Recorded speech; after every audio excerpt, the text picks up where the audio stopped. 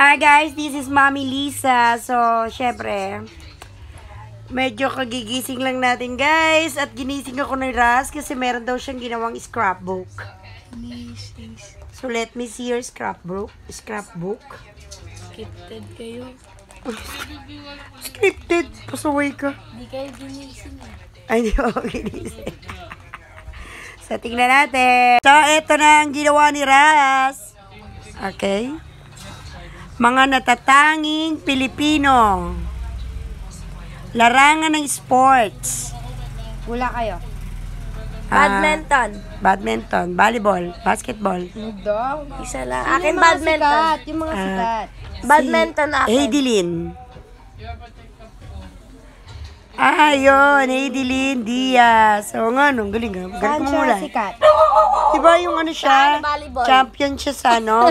Hindi. Weightlifter. Weightlifting. Okay, next. Sino pang mga sikat? Sino pa ba? Yung walang paa. Si Yulo.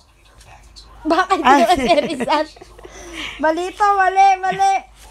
Ano ba yan? Bakit ganon? Okay, what?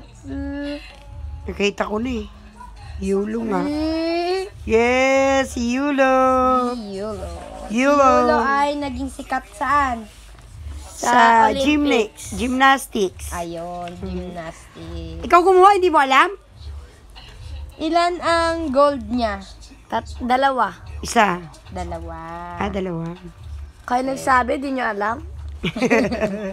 Next. Ano ba yan?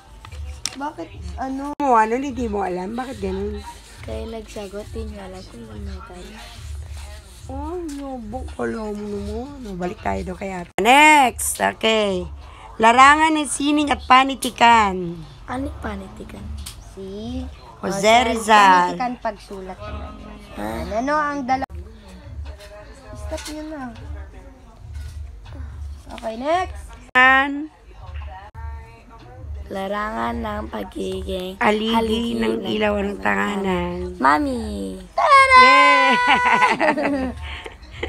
Yeah. Basahin mo, bebe. Ano nakalagay? Solo parent. Anong sabi?